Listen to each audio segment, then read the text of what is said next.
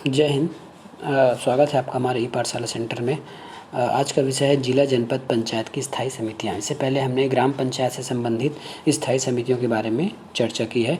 आज हम जिला और जनपद की एक साथ समितियां देख लेते हैं।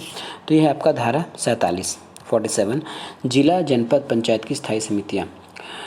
इसके पहले हमने देखा था ग्राम पंचायत, इसमें 5 समितियां थी, अब इसमें 5 से अधिक होती हैं। समिति प्रत्यक्ष निर्वाचित सदस्यों से बनती है। समितियां जो है प्रत्यक्ष निर्वाचित सदस्यों से ही बनती है, जैसे हमने ग्राम पंचायत में देख लिया है।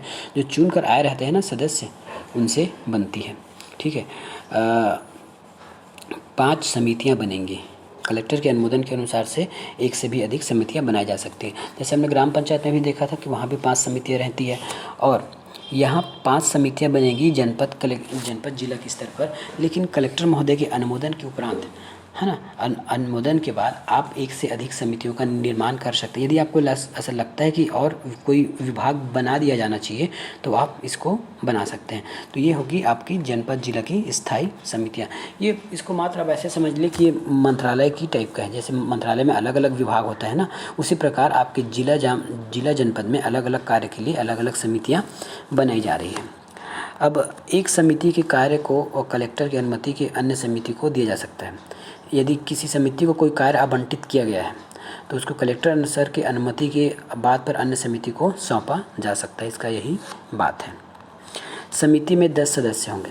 हमने ग्राम पंचायत में देखा था कि ग्राम पंचायत के केस में समिति में 4 सदस्य होते थे। अब इस केस में हमने 10 सदस्य देख रहे हैं। अब एक व्यक्ति 3 समिति के सदस्य हो सकते हैं सामान्य प्रशासन को छोड़कर, और ग्राम पंचायत में एक व्यक्ति 2 समिति का सदस्य हो सकता था, यहाँ 3 समिति का सदस्य हो सकता है। देखिए, मैं जिला जनपद की जो समिति पढ़ा रहा हूँ वो मैं इतना ज़्यादा डिटेल नहीं पढ़ा रहा हूँ, क्योंकि ग्राम पंचायत के केस में हमने सारा डिटेल देख लिया है, इसलिए मैं इतना डिटेल नहीं देखा हूँ। यदि आप पिछला वीडियो नहीं देखे हैं तो इससे पहले का जो वीडियो है ग्राम पंचायत की स्थायी समितियाँ, वो पहले आप ज़रूर देख लें। ठीक है।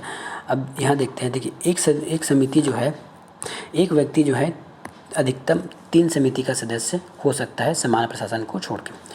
कोई सदस्य, है ना, कोई सदस्य जो विशेषज्ञ है अन्य समिति में जा सकता है पर मत नहीं दे सकता। जैसे वहाँ भी देखे थे, जैसे एक समिति में 10 लोग हैं, यदि उसमें कोई 11वां आना चाहता है तो वो केवल एक विषय विशेषज्ञ के रूप में आ सकता है उनकी सहायता के लिए, लेकिन किसी भी प्रकार का वोट नहीं करेगा, मत नहीं करेगा जब मत की बात आएगी तब की स्थिति में। ठीक है। अब ये है, शिक्षा समिति में एक महिला होना अनिवार्य है। ST/SC, है ना, एक महिला व ST/SC। मैं महिला ST/SC की बात नहीं कर रहा हूँ, महिला ST/SC हो सकती है, लेकिन साथ में एक, देखिए ये आपको कभी कंफ्यूज कर सकता है। शिक्षा समिति है तो शिक्षा में महिला होना अनिवार्य है। जैसे आपको ट्रिक पता होगा, ट्रिक क्या बोले, सबको पता है कि महिलाओं का शिक्षित होना ज़्यादा अनिवार्य है, क्योंकि वो घर का पालन पोषण करती है। इसी प्रकार आप याद रखिएगा, शिक्षा में, है ना, शिक्षा समिति में कम से कम एक महिला तो होना ही चाहिए। 10 लोग होंगे ना, शिक्षा समिति में 10 लोग की समिति बनेगी, 10 लोग की समिति बनेगी, उसमें कम से कम एक महिला अनिवार्य है। इससे ज़्यादा हो सकती है, ऐसा नहीं कि एक ही रखना, इससे ज़्यादा भी हो सकती है, लेकिन एक महिला रखना अनिवार्य है। साथ में एक ST/SC होना अनिवार्य है, चाहे वो महिला हो या पुरुष हो, एक ST/SC भी होना अनिवार्य है। और जो नामांकित व्यक्ति रहते हैं, जब मैं जिला जनपद को बताया था स्थापना, तब मैं बताया था कि किस तरह निःशक्त व्यक्तियों का नामांकन होता है, वो वीडियो आप देख लीजिएगा। विधानसभा सदस्य जो जनपद के समिति के सदस्य थे, है ना, विधानसभा के सदस्य जो उस जनपद से संबंधित रखते हैं, उस जनपद से, तो वो समिति के सभी स्थायी समिति का सदस्य होगा। वो उस जनपद के जितने भी स्थायी समिति होंगे वो सबका सदस्य होगा वो। देखिए, हमने यहाँ जो 10 लोग बताए हैं वो आपके निर्वाचन के हिसाब से बताया गया है, लेकिन विधानसभा का जो सदस्य है वो प्रत्येक समिति का पदेन सदस्य माना जाता है, लेकिन जिला पंचायत समिति में किन्हीं 2 का ही सदस्य होगा। देखिए, विधानसभा का जो सदस्य मतलब विधायक है, उस जनपद से संबंधित यदि कोई विधायक है, उस जनपद का यदि वो सदस्य है तो वो स्थायी समिति का भी सदस्य होगा, प्रत्येक का। लेकिन वही अगर जिला पंचायत की बात करें तो वही विधायक जो उस जिले से संबंधित रखता है, है ना। जो जो ज़िले से संबंधित रखता है, जिसका नगरीय निकाय में निकाय नहीं आता, वह निकाय नहीं आता, जो ग्रामीण से होता है उनका क्षेत्र निर्वाचन, वो जिला पंचायत में किसी 2 का सदस्य हो सकता है। उनको चॉइस दिया जाएगा कि आप किन्हीं 2 समिति का सदस्य बन जाइए। आगे देखते हैं, ये है। अब उसके बाद है संसद, है ना। संसद जिला पंचायत के किन्हीं 2 समिति का सदस्य हो सकता है। तो आपका विधायक और संसद किन्हीं 2 समितियों का सदस्य हो सकता है, ठीक है। अब स्थायी समिति का सभापति समिति गठन के 3 माह भीतर होना चाहिए। स्थायी समिति जैसी गठित होता है तो उसका सभापति का जो चुनाव है वो 3 माह के भीतर हो जाना चाहिए। अब देखते हैं हम लोग क्रमवार समितियों के बारे में। तो पहला है सामान्य प्रशासन समिति। यह नाम पूछा जाता है, आपको याद रहना चाहिए। सामान्य प्रशासन समिति है तो पंचायत का प्रशासन, सेवा, निर्माण, अनुमोदन, बजट, लेखा कराधान, खाद्य नागरिक आपूर्ति, अन्य जो किसी को विभाग को न मिला हो वो सामान्य प्रशासन का है। देखिए नाम ऐसा आप याद रखिए ट्रिक बना के। सामान्य प्रशासन जो मुख्य कार्य हैं, है ना, पंचायत का प्रशासन, सेवा, निर्माण, अनुमोदन, बजट, लेखा, नागरिक आपूर्ति, ये अन्य, ये हम जिला जनपद के लिए पढ़े ना। इसके बाद और कोई समिति नहीं पढ़ेंगे हम। ये जिला जनपद जो और किसी को ना मिला हो वो सामान्य प्रशासन दिखेगा, ठीक है। अब इसके अध्यक्ष कौन होंगे, पहले तो बताइए कि ये किन से मिलकर बनेंगे, ठीक है। तो सभी समिति, अभी जो समिति पढ़ने वाले हैं नीचे 4-5 जितने भी हैं, उन समिति का सभापति मिलकर ये सामान्य प्रशासन की नींव रखी जाती है, ठीक है। अब ये सभी समिति के सभापति, यहाँ नीचे जो समिति पढ़ेंगे उसके जितने भी सभापति हैं उन सभापति को मिलाकर सामान्य प्रशासन समिति बनाई जाती है। मतलब जो सभापति होते हैं सारे वो सामान्य प्रशासन समिति के सदस्य होते हैं। अब देखते हैं कृषि समिति। कृषि, पशुपालन, विद्युत, कृषिकरण, उसके बाद मृदा संरक्षण, मत्स्य पालन, कंपोस्ट, बीज, पशुधन आदि से संबंधित।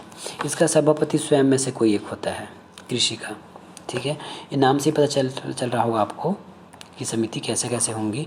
अब उसके बाद आता है आपका शिक्षा समिति। शिक्षा की देखरेख महिलाएं, शिशु कल्याण, ठीक है, बाढ़ नियंत्रण, ओला टिड्डा दल, मद्यपान, इन सब को रोकना शिक्षा समिति का कार्य है। शिक्षा की देखरेख करना, महिला एवं शिशु कल्याण, बाढ़ नियंत्रण रखना, ओला टिड्डी दल, स्वास्थ्य, मद्यपान में रोक, इस प्रकार के कार्य शिक्षा समिति द्वारा किया जाता है। और इसमें भी एक महिला होना अनिवार्य है और एक ST SC होना अनिवार्य है। इसका सभापति उपाध्यक्ष होता है। शिक्षा का जो सभापति होता है वो उपाध्यक्ष होता है। इसके बाद देखते हैं नेक्स्ट, इसके अतिरिक्त अध्यक्ष और उपाध्यक्ष किसी अन्य का सदस्य नहीं होगा। तो ये क्वेश्चन आएगा कि जिला जनपद स्तर में अध्यक्ष उपाध्यक्ष किस किस का सभापति हो सकता है, किस किस स्थायी समिति का। तो हमने पहले ही देख लिया कि सामान्य प्रशासन का कौन होता है अध्यक्ष, तो वो होता है आपके जिला का अध्यक्ष। सभापति कौन होता है, तो आपके जिला का अध्यक्ष होता है। और शिक्षा का कौन होता है, तो शिक्षा का आपका उपाध्यक्ष होता है। इसके अतिरिक्त ये किसी और समिति से संबंध नहीं रखेंगे, मतलब ये किसी और का सदस्य ये लोग नहीं बन सकते। उसके बाद है संचार एवं संकर्म समिति। संचार, लघु सिंचाई, ग्रामीण, गृह निर्माण, जल प्रदाय तथा विकास कार्य। संचार, लघु सिंचाई, ग्रामीण, गृह भंडार, गृह निर्माण, जल प्रदाय, जल निकास कार्य, ठीक है, इनका कार्य है संचार का। इसका सभापति स्वयं में से कोई एक होगा। अब लास्ट है हमारी सहकारिता समिति। सहकारिता में उद्योग, तो इनका कार्य नाम से पता चल रहा है कि सहकारिता होगी, मितव्ययता होगी और अल्प बचत, कुटीर कुटीर उद्योग। इसका भी सभापति स्वयं में से होगा। केवल 2 ही समिति का चुना जाता है सदस्य, बाकी का तो स्वयं का होता है। जैसे सामान्य प्रशासन का सभापति होता है अध्यक्ष और शिक्षा का सभापति होता है उपाध्यक्ष। बाकी जो शेष समितियां और पढ़ेंगे, अभी तो हमने फिलहाल 5 पढ़ा है, लेकिन कलेक्टर की अनुमति से और समितियां बनाई जा सकती है, ठीक है। तो ऐसा होगा। तो हम आज वीडियो यही ख़त्म करते हैं। इसके बाद हम देखेंगे स्थायी समिति की इनके क्या कार्य होते हैं। ये तो हमने उनके वो बता दिया है ना कि इनका क्या क्या कर्तव्य है और लोग कैसे कैसे कार्य करते हैं, इसको डिटेल में और नेक्स्ट वीडियो में पढ़ेंगे। तब तक के लिए धन्यवाद।